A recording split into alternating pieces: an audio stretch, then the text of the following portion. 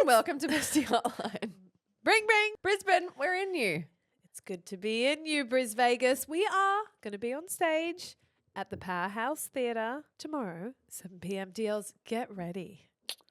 I know we're not supposed to have favourites, but I think I have an open favourite. Don't say it out loud. Well, it is. It's Brisbane. Every single Brisbane show has always been an absolute banger. Brisbanians bring the vibes. Brisbanians. Is that not it a never thing? feels right. Brisbanians. Yeah. I don't know. I mean, what else would it be? But it just doesn't. Melburnians, I know. Brisbanians. I don't know. Brisbaners?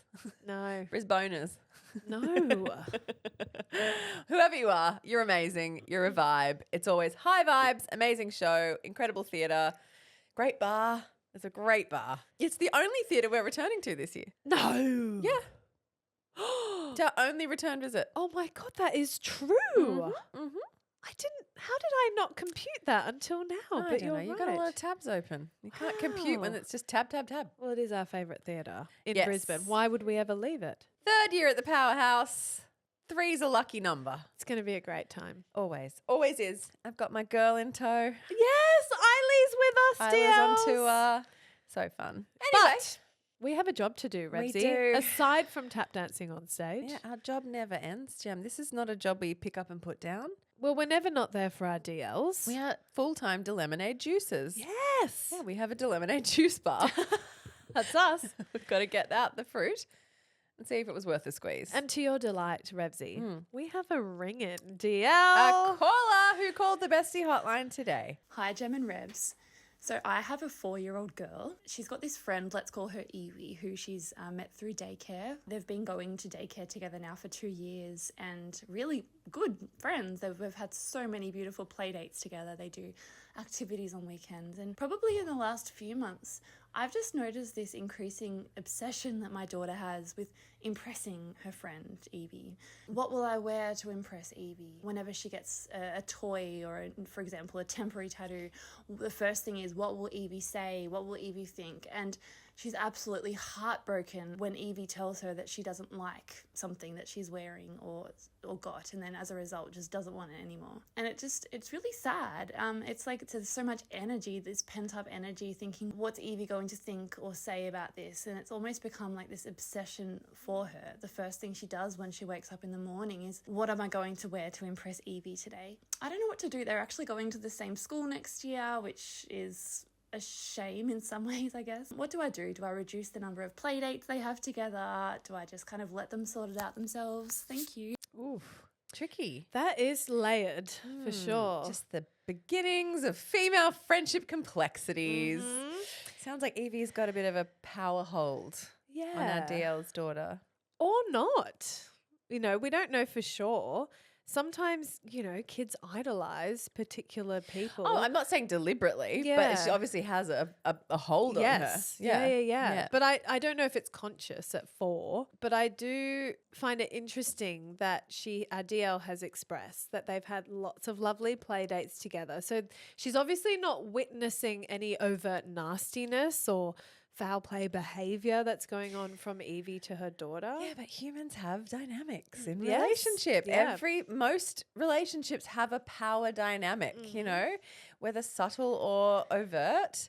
And that starts, as soon as you can engage, as soon as you can have a relationship, it starts. Like, I think it's very age appropriate too. We've had a few dilemmas over the years that have been like, my 3 or 4-year-old is obsessed with insert their daycare teacher, their school teacher, their babysitter, their best friend. That it does feel to me developmentally age appropriate, just anecdotally. I mean, I know my daughter, she idolizes the good mum's daughter, like worships the ground she walks on. Well, she's a bit older though. She is. The older girl thing is real. Yeah, that's a big thing. For sure. But it's funny. At the start of when the DL started talking, I was like, oh, that's quite sweet, that she cares what her friend thinks. But then it kind of took a turn when it's the first thing she thinks about when she wakes up, and the language choice of like impress Evie.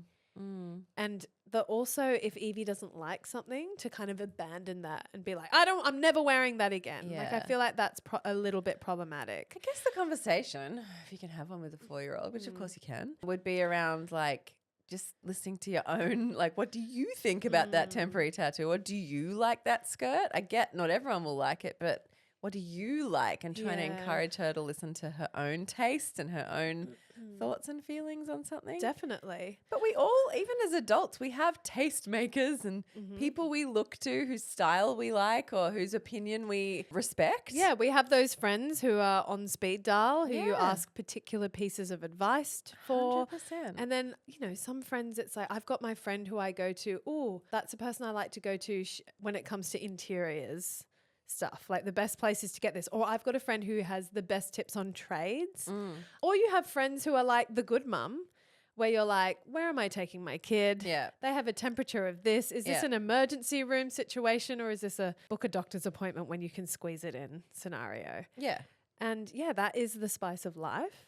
But I do want to encourage our DL, if she's worried about the attending of the same school thing, to maybe get on the front foot of that. I'm very big on control what you can control. Like, you're not going to be able to control the fact that these girls will gravitate to each other. They will inevitably find themselves in the playground during recess and lunch. But what you are in control of is perhaps a conversation with the school to just discreetly mention, is it possible for them to not be in the same class? Yeah. Just to give her that respite Bit of from space. Evie, a bit of space. And also, starting at a new school means opportunity to diversify her friendship group. Oh, and that will happen. Yes, but you do hear stories of tight-knit little groups of friends who go from daycare to school, find themselves in the same class, and they stay in that clique. Because I've got a couple of friends who are in that situation. It's like, I don't know how to get my daughter to be inclusive of other kids, but also just to be open to new friendships. They're very addicted to each other. Yeah. And they grip, which is sweet and lovely. But I think if you separate them from the classroom, you can really trust that, you know, if they really are best buddy pals, they will 100p find each other. They in will. recess and lunch. But as they get older as well, I mean, look, not minimizing it, you want to deal with this. Sounds like it's kind of capitalizing her, I don't know, personality a little bit. So yeah, I would wind back on play dates a little bit, but also this will not be forever. This is not going to stick. Yes, they might be friends for a long time, but yeah, going to school, influx of new people, maturity for both of them. If you start playing sport or doing dance or any extracurricular stuff, that's external influences as well. Like, it does diversify, but it might, but also flip side, how wonderful that in the year she's starting school, she has a friend that she feels comfortable with and loves who's going to be there. That could soften some other transitional things as well. Yeah, there's definitely a positive spin on this. But I think Revs is right about having these conversations or just feeling them out with your 4-year-old. Like, I'm trying to imagine if this was Rafa and she said to me, I never want to wear that again because Evie didn't like it. I would ask her, well, how does Evie make you feel? How is she saying this to you? Like, what does she say? Just get a little clarity around the context in which these opinions are delivered to your daughter. Well, they might not be though. It doesn't sound like. Well, that's it. To get to the crux of it, because then maybe she's like, oh no, she doesn't say that. Yeah, I don't know. We just had a little 1-minute voice note, but it sounds from the way our DL is describing it that this is her daughter thing, a fixation or obsession or whatever, which is natural, normal. It happens to all of us at many stages of life. Like, doesn't sound like Evie's particularly doing anything, or she might be one of those just like vivacious, big energy, infectious kind of personalities with Riz. Yeah. And, people are maybe always going to gravitate and want to be around her and impress her. This starts from birth. Yeah. Humans are humans from the moment they come out.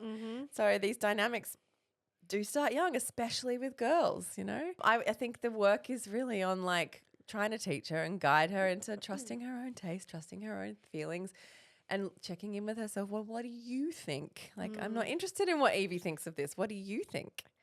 And just like, if you do it enough, they'll go, okay. Totally. It does go in. Yeah.